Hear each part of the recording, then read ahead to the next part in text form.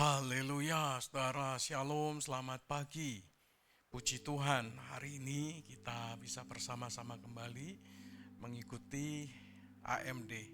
Sebelum kita melakukan segala aktivitas dan kesibukan kita. Hari ini kita ada banyak aktivitas, dan kita bersyukur untuk pelaksanaan final AOE Cup yang sudah berlangsung. Dan kita bersyukur juga kita diberkati oleh hamba Tuhan yang luar biasa. Dan saya berdoa firman yang ditaburkan menjadi berkat bagi setiap kita. Nah, sepanjang hari ini Sinode juga punya perhelatan yang besar. Ada sidang raya yang dilaksanakan di Jepara dari kemarin. Hari ini, ya, kemarin gladi bersih. Hari ini ada pembukaan dan juga peresmian gedung Sinode GKMI, dan pembukaan sidang raya, dan besok Selasa, Rabu, Kamis akan ada persidangan-persidangan yang dilaksanakan di Jepara. Doakan supaya sidang raya ini menghasilkan keputusan-keputusan yang baik dan juga terpilih pengurus-pengurus BPH yang semakin dipakai oleh Tuhan bagi kemuliaan nama Tuhan. Saya percaya kalau kita sungguh-sungguh mengerjakan apa yang menjadi mandat Tuhan dalam hidup kita, Tuhan pasti menyertai dan Tuhan pasti memberkati kita. Amin. Amin, puji Tuhan. Hari ini kita akan melanjutkan dari kitab Ulangan. Kita sudah menyelesaikan pasal yang ke-10, kita melanjutkan pasal yang ke-11.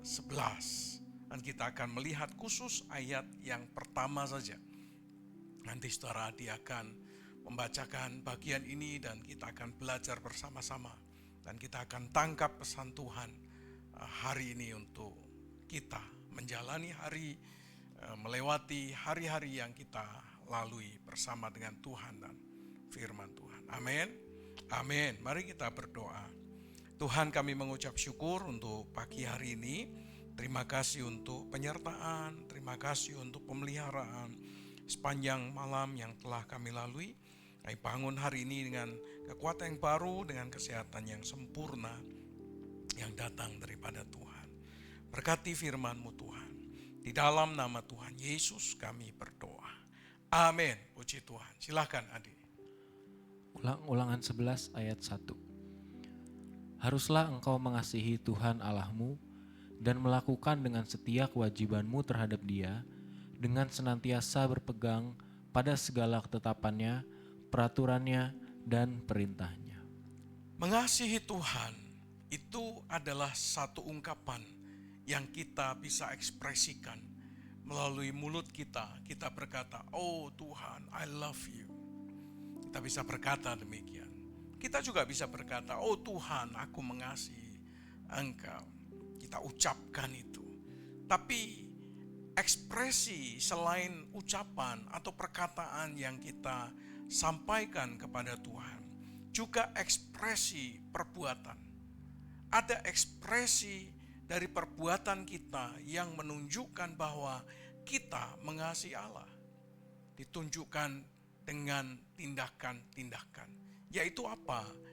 Ayat yang pertama di pasal yang ke-10 ini mengajarkan kepada kita, kamu harus mengasihi Tuhan Allahmu dan melakukan dengan setia kewajibanmu terhadap Dia, dengan senantiasa berpegang pada segala ketetapannya, peraturannya, dan perintahnya. Jadi ekspresi dari kasih Allah kita bisa ucapkan, kita bisa ungkapkan melalui kata-kata, tapi juga kita bisa ekspresikan melalui tindakan perbuatan kita. Yang pertama, dengan melakukan kewajiban kita. Saya mencoba untuk berpikir dan merenungkan apa kira-kira yang menjadi kewajiban kita sebagai umatnya. Kalau kita tarik mundur saudara pada kitab Kejadian pasal 1 ayat 26, dan 27, maka sebetulnya kita mengerti akan tugas dan mandat Tuhan atas kehidupan umat manusia. Coba dibaca Kejadian 1 ayat 26 sampai 27. Kejadian 1 ayat 26 sampai 27. Berfirmanlah Allah, baiklah kita menjadikan manusia menurut gambar dan rupa kita, supaya mereka berkuasa atas Satu, berkuasa atas ikan-ikan di laut, dan burung-burung di udara, dan atas ternak, dan atas seluruh bumi, dan atas segala binatang melata yang merayap di bumi. Maka Allah menciptakan manusia itu menurut gambarnya, menurut gambar Allah diciptakannya dia, laki-laki dan perempuan diciptakannya mereka. Ya, saudara, Tuhan menciptakan manusia bukannya tanpa mandat, bukannya tanpa tugas, bukannya tanpa satu tanggung jawab yang harus dia kerjakan. Oleh karena itu kalau kita tarik mundur ke belakang, di awal manusia diciptakan, kita mengerti bahwa kewajiban manusia adalah melakukan kehendak Allah ketika dia diciptakan. Apa kehendaknya? Apa yang harus dilakukan? Yang pertama adalah manusia punya tugas, yaitu berkuasa atas semua ciptaan Allah. Jadi manusia harus memelihara semua ciptaan Allah, sehingga bumi ini terpelihara dengan baik.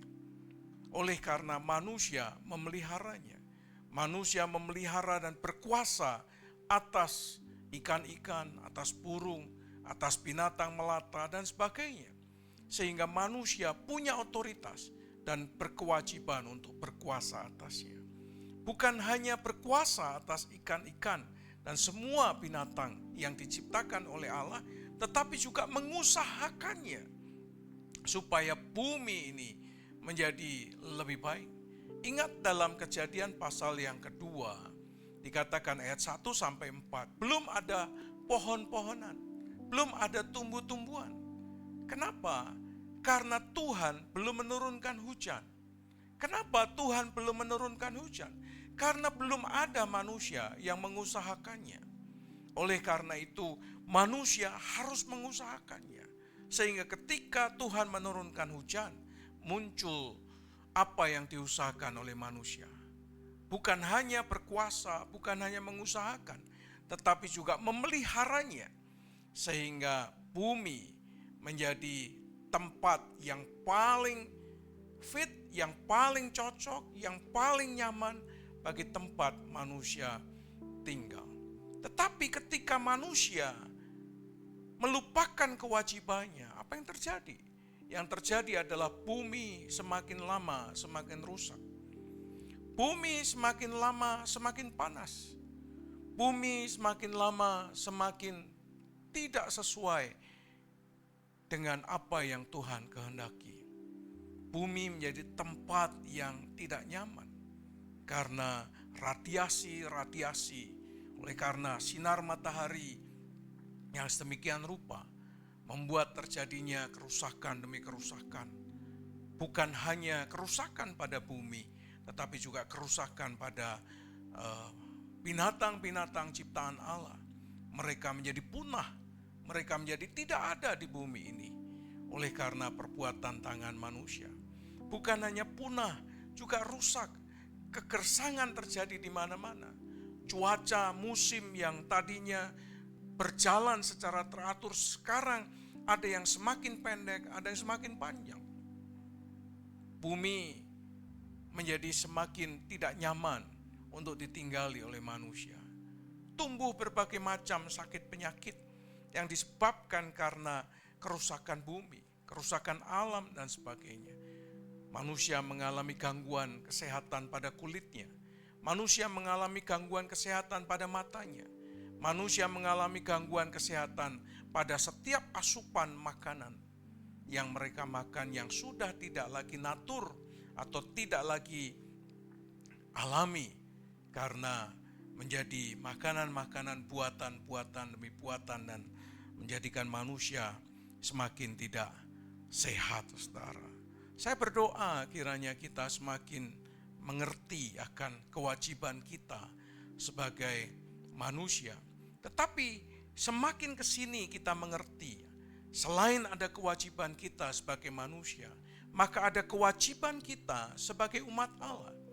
Apa kewajiban kita sebagai umat Allah?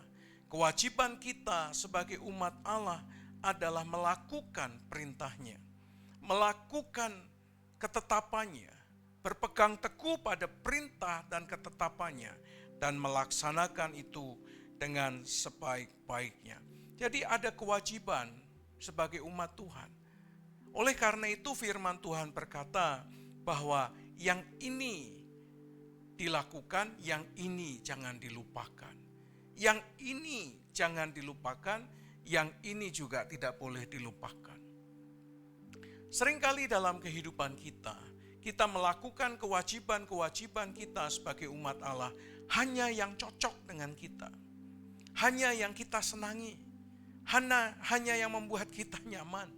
Hal-hal kewajiban-kewajiban yang membuat kita tidak nyaman, yang membuat kita tidak senang, yang membuat kita tidak berbahagia.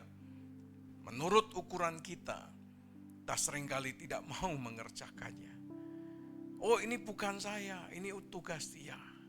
Oh, ini tugasnya Pak Pendeta, bukan tugas saya. Oh, ini tugasnya penatua, diaken, bukan tugas umat. Oh, ini tugasnya umat, bukan tugasnya penatua, diaken.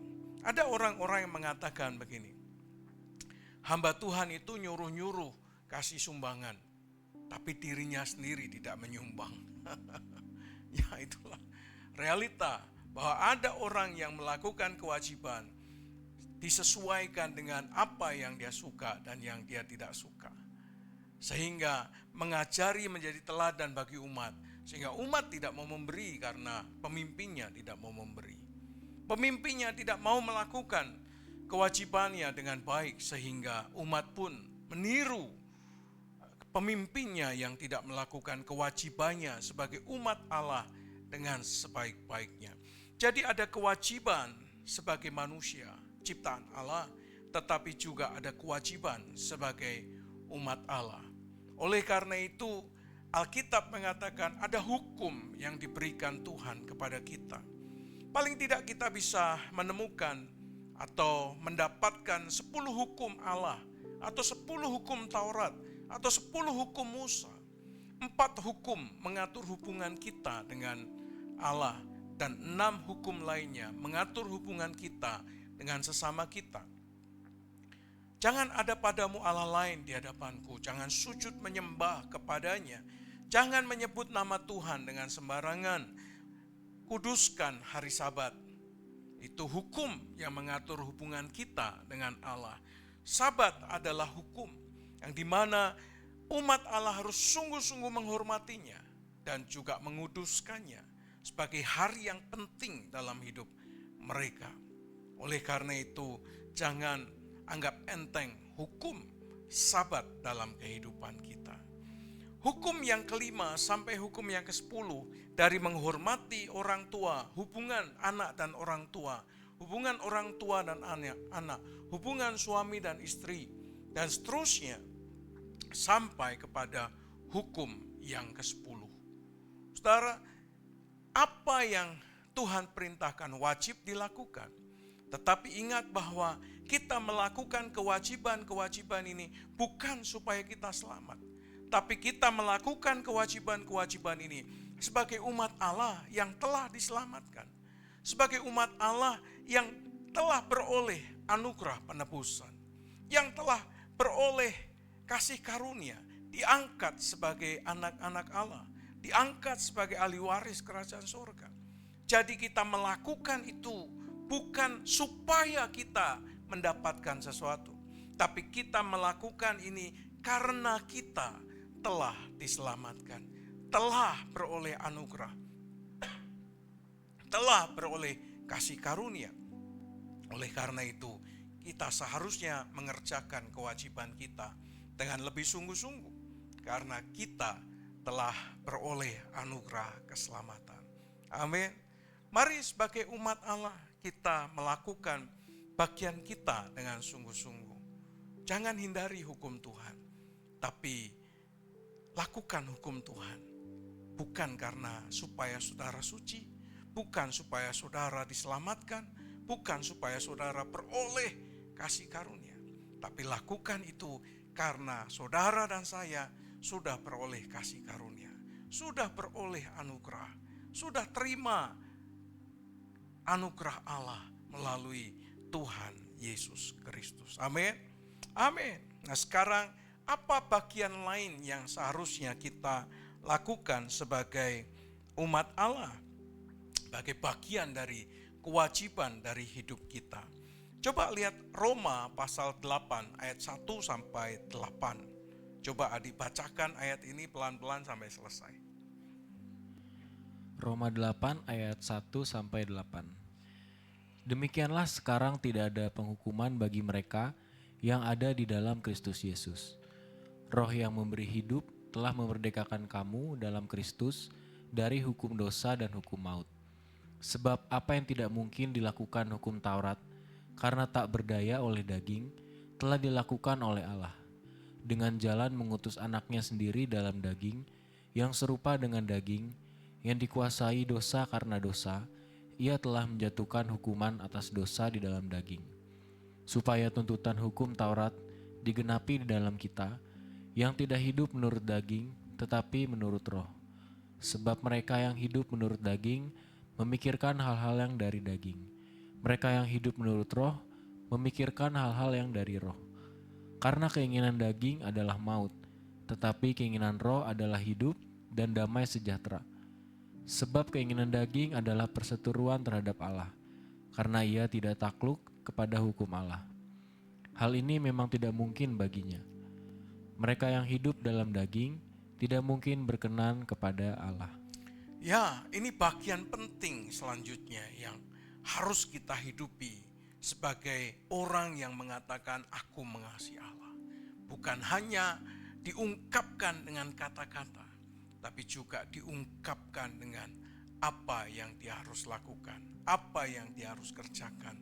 Nah, bagian lain sebagai wujud kasih kita kepada Allah yang diwujudkan dalam pikiran, dari batin, dari sikap hati, dan juga dari tindakan. Lihat, Alkitab mengatakan,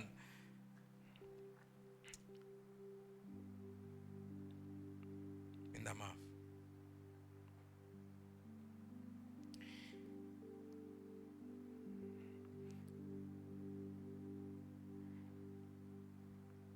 Supaya tuntutan hukum Taurat digenapi dalam kita, yang tidak hidup menurut daging, tapi menurut roh, saudara. Jadi bagian lain dari kewajiban kita sebagai wujud kasih kita kepada Allah adalah hidup menurut roh, bukan hidup menurut daging. Kenapa, saudara? Alkitab mengatakan sebab mereka yang hidup menurut daging memikirkan, ada di dalam pikirannya, ada di dalam hatinya, ada di dalam batinnya. Apa itu? Hal-hal yang dari daging. Jadi kalau kita mengasihi Allah dengan sungguh-sungguh, maka seharusnya hidup kita tidak lagi hidup yang dikuasai oleh daging, tapi hidup yang dikuasai oleh roh. Karena kalau kita masih hidup menurut daging, kita tidak akan memikirkan kerajaan Allah. Kita tidak akan memikirkan hal-hal yang datang dari Allah. Kita tidak akan memikirkan kekekalan. Kita tidak akan memikirkan kerajaan sorga. Karena yang daging pasti hanya memikirkan daging.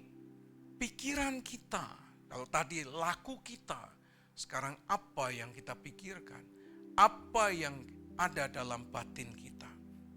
Apakah pikiran kita, hati kita dikuasai oleh roh ataukah daging? Kalau kita mengasihi Allah, maka seharusnya kita tidak lagi hidup menurut daging, tapi kita hidup menurut roh. Kenapa? Karena kalau kita hidup menurut roh, dikatakan memikirkan hal-hal yang dari roh, saudara. Memikirkan hal-hal yang dari roh, yaitu apa? Kehidupan dan damai sejahtera. Tapi kalau yang daging, dia memikirkan apa, saudara? Memikirkan keinginan daging adalah maut. Kalau orang dikuasai oleh kedagingan, maka ujungnya adalah maut. Tetapi kalau orang dipimpin menurut roh, maka dia akan memikirkan perkara-perkara yang dari roh, perkara-perkara yang di atas, dan dia hidup menurut roh. Dan hidup menurut roh adalah hidup dan damai sejahtera. Kalau memikirkan daging, maka dia sedang memikirkan perseteruan dengan Allah.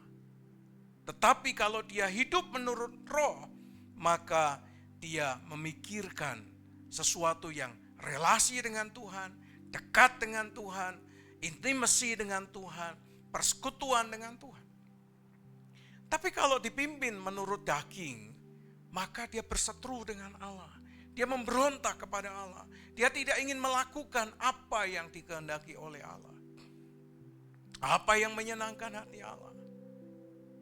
Terus bertentangan dan bertolak belakang di dalam dirinya. Ada pertentangan-pertentangan yang seringkali membuat kita menghindari hal-hal yang dikehendaki oleh Allah. Bukankah sekarang ini dalam kekristenan juga demikian? Ada kecenderungan-kecenderungan sebetulnya yang hendak mengatakan ini adalah hal yang rohani, tapi sesungguhnya manusia mencoba untuk menghindari hal-hal yang seharusnya menjadi kewajiban bagi dirinya sebagai umat Allah. Kalau dia hidup menurut daging, dia berseteru dengan Allah. Tapi kalau dia menurut roh, dia punya keinginan semakin intim, semakin dekat, punya relasi, punya persekutuan dengan Allah. Dia tidak takluk kepada daging. Dia tidak takluk kepada roh, tetapi dia takluk kepada daging. Tapi orang yang hidup menurut roh, dia takluk kepada Allah. Dia takluk kepada hukum Allah. Dia tidak memberontak kepada Allah. Saudara, bagian mana yang saudara hari ini hidupi? Apakah kita sudah menjalani kewajiban kita sebagai manusia? Apakah kita juga sudah menjalani kewajiban kita sebagai umat Allah? Yaitu berpegang teguh pada perintah Allah. Baik yang mengatur hubungan dengan Allah maupun yang mengatur hubungan dengan sesama. Dan yang ketiga, apakah hari ini kita masih hidup melakukan kewajiban-kewajiban agama kita berdasarkan daging ataukah berdasarkan roh?